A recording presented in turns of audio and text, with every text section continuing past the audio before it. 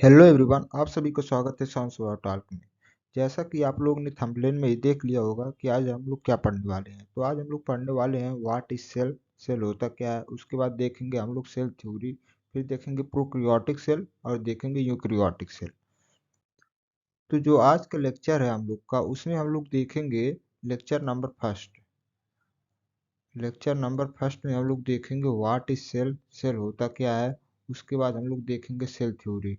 और जो lecture number second हम लोग का रहेगा, लेक्चर सेकंड, उसमें हम लोग देखेंगे प्रोकैरियोटिक सेल क्या होता है और यूकैरियोटिक सेल। तो आज हम लोग देखते हैं सेल, सेल होता क्या है। सबसे पहले हम लोग सेल को समझते हैं।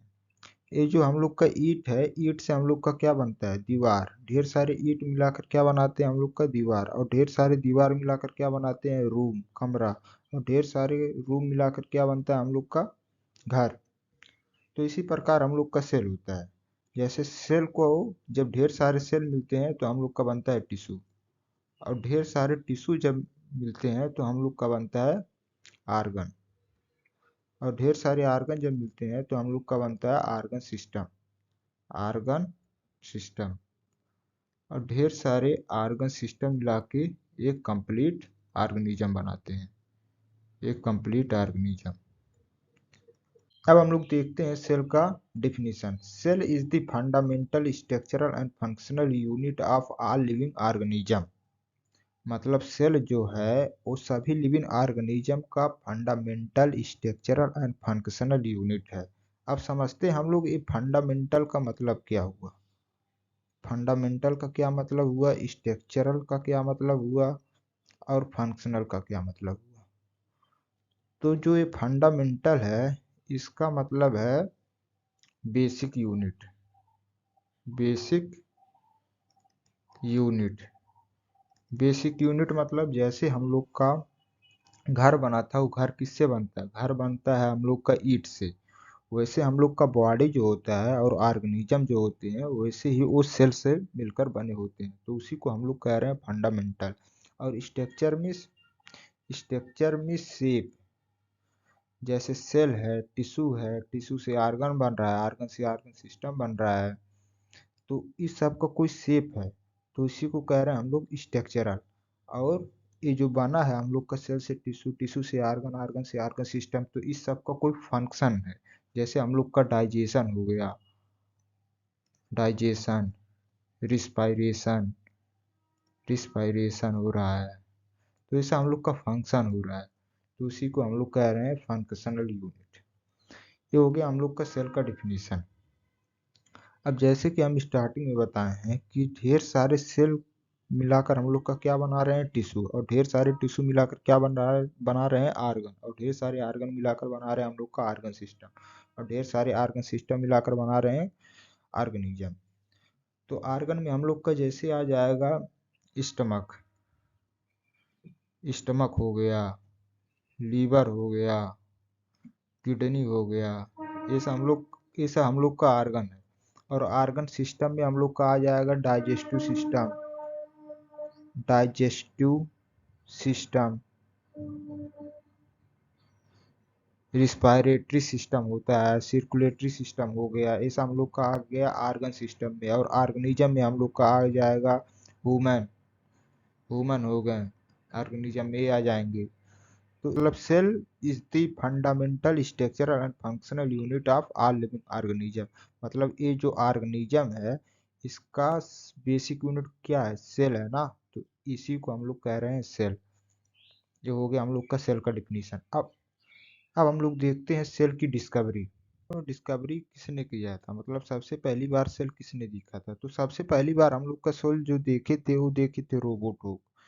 जो रोबोट होक थे, वो 1665 में, मतलब 1665 में उन्होंने सेल को देखा था। लेकिन वो क्या ऐसा सेल था, वो था डेड सेल। जो हम लोग का रोबोट होक देखे थे वो था डेड सेल को देखे थे। तो उन्होंने क्या देखा, उन्होंने देखा कि he notice small box like compartment, honeycomb like structure and name them cell, derived from the Latin word cellula meaning small room। मतलब उन्होंने नोटिस किया था स्मॉल बॉक्स लाइक कंपार्टमेंट, मतलब एक छोटा सा बॉक्स लाइक स्ट्रक्चर था, compartment जिसको कह रहे हैं। हनी कॉम्ब लाइक स्ट्रक्चर मतलब मधुमक्खी की छत्ते जैसा स्ट्रक्चर था। And he named them cell, और उसको उन्होंने क्या नाम दिया, उसको उन्होंने नाम दिया सेल। और वो किससे डिराइव किए थे, वो डिराइव किए थे लैटिन वर्ड जिसका नाम था सेलुला। सेलुला से हम लोग का सेल वर्ड लिया गया था। और सेलुला का क्या मतलब होता है, स्मॉल रूम। सेलुला का मतलब होता है स्मॉल रूम, मतलब एक छोटा सा कमरा। और discovery of cell, discovery of cell हुआ था हम लोग का कोर कैम्बियम से। कोर कैम्बियम क्या है, एक डेड सेल था। एक ये थे हम लोग का रोबोटोक डेड सेल का डिस्कवरी। अब देखते हैं हम लोग का आखिर डेड सेल का डिस्कवरी हम लोग रोबोटोक किए थे, तो लिविंग सेल का डिस्कवरी कौन किया था।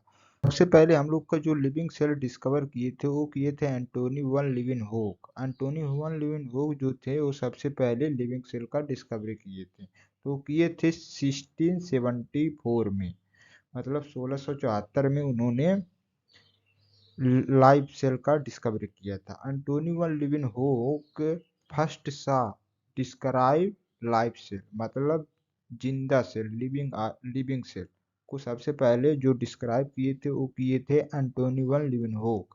और उन्होंने डिस्कवर किया था, ही डिस्कवर बैक्टीरिया। सबसे पहला जो लाइव सेल था वो था bacteria, protista, red blood cell, sperm, sperm cell. तो ये जो सबसे पहले हम लोग का बैक्टीरिया डिस्कवर किए थे वो किए थे पॉन्ड वाटर से। पॉन्ड वाटर में सबसे पहले इन्होंने बैक्टीरिया को देखा था, ये था पॉन्ड वाटर। पॉन्ड वाटर में इन्होंने सबसे पहले किसको देखा था, बैक्टीरिया को। और बैक्टीरिया कैसा था, बैक्टीरिया जो था वो था लिविंग सेल, वो था लिविंग सेल। तो सबसे पहले हम लोग का जो लाइव सेल डिस्कवरी किए थे वो किए थे एंटोनी वन लिविनहोक। अब हम लोग देखते हैं सेल थ्योरी। सेल थ्योरी जो हम लोग का दिए थे वो दिए थे तीन साइंटिस्ट, स्लाइडेन, स्वान, रूडोल्फ वर्चू, रूडोल्फ वर्चू। तो इन 1838, 1838 में जो हमारे मैथियस स्लाइडेन थे वो थे जर्मन बोटनिस्ट। अब जब बोटनिस्ट है तो जाहिर सी बात है उनका काम होगा प्लांट को स्टडी करना। तो उन्होंने प्लांट को स्टडी किया और देखा जितने भी प्लांट है वो किससे मिलकर बने हुए हैं, वो मिलकर बने हुए सेल से। तो all plant are made up of cell, ये उन्होंने कंक्लूजन निकाला, कंक्लूड किया कि जितने भी प्लांट है वो सेल से मिलकर बने हुए हैं। और इन 1839 में, 1839 में थियोडोर स्वान, ये थियोडोर स्वान जो थे वो भी जर्मन जूलॉजिस्ट थे। वो जर्मन के ही थे लेकिन वो जूलॉजिस्ट थे, मतलब वो एनिमल को स्टडी करते थे। तो उन्होंने जब एनिमल को स्टडी किया तो उन्होंने देखा जितने भी एनिमल है वो किससे मिलकर बने हुए हैं, सेल के, सेल से। तो all animal are made up of cell. इन्होंने ये कंक्लूजन निकाला कि जितने भी एनिमल है वो सेल से मिलकर बने हुए हैं। ये था हम लोग का थियोडोर स्वान का कंक्लूजन। और इन 1835 में, 1855 में रूडोल्फ वर्चू आए और उन्होंने देखा कि जितने भी सेल हैं वो किसी पुराने सेल से ही बने हुए हैं। तो वो जो वर्ड दिए थे ओमनिस सेलुला ई सेलुला, इसका मतलब ये हुआ कि जितने भी सेल एराइज हुए हैं वो हुए हैं प्री एग्जिस्टिंग सेल से, मतलब इससे पहले कोई सेल था उससे ही ओरिजिनेट हुए हैं। मतलब इसका मतलब उनके कहने का मतलब ये नहीं है कि नॉन लिविंग ऑर्गेनिज्म से लाइफ एराइज हो गया है, मतलब कि किसी में लाइफ थी तभी लाइफ आया है। to explain that cell divide and new cell are formed from pre-existing cell। और इसको एक स्टेटमेंट दिए थे ओमनिस सेलुला ई सेलुला। एक किसने दिया था, ये दिए थे रूडोल्फ वर्चू ने। अब देखते हैं हम लोग सेल थ्योरी, सेल थ्योरी का स्टेटमेंट, सेल थ्योरी स्टेटमेंट। तो all living organism are composed of cell, मतलब जितने भी लिविंग ऑर्गेनिज्म हैं वो किससे मिलकर बने हुए हैं, सेल से। जितने भी ऑर्गेनिज्म है मतलब प्लांट है, एनिमल हैं, ये सब किससे मिलकर बने हुए हैं, सेल सेल से। ये किसने कहा था? ये कहा था स्लाइडेन और स्वान ने। और cell is the basic structural and functional unit of living organism. ये हम लोग डिफिनीशन स्टार्टिंग में ही समझ लिए थे। जो सेल है वो basic structural and functional unit of life या लिविंग ऑर्गेनिज्म है। All cell arise from pre existing cell, मतलब जितने भी सेल हैं वो प्री एग्जिस्टिंग सेल से ही एराइज हुए हैं। और उसको उन्होंने एक नाम दिया था, रूडोल्फ वर्चूज। उन्होंने एक टर्म दिया ओमनिस सेलुला ई सेलुला। इसका मतलब यही हुआ कि all cell arise from pre existing cell, मतलब किसी सेल से ही सेल बनता है, नॉन लिविंग से हम लोग का सेल नहीं बनता है। एक ये स्टेटमेंट दिए थे हम लोग का रूडोल्फ वर्च्यू ने। और और जो हम लोग का फोर्थ स्टेटमेंट है वो है every organism start life from single cell, मतलब जितने भी ऑर्गेनिज्म हैं सब एक सिंगल सेल से ही अपना लाइफ राइज कर रहे हैं। ये हो गया हम लोग का सेल थ्योरी।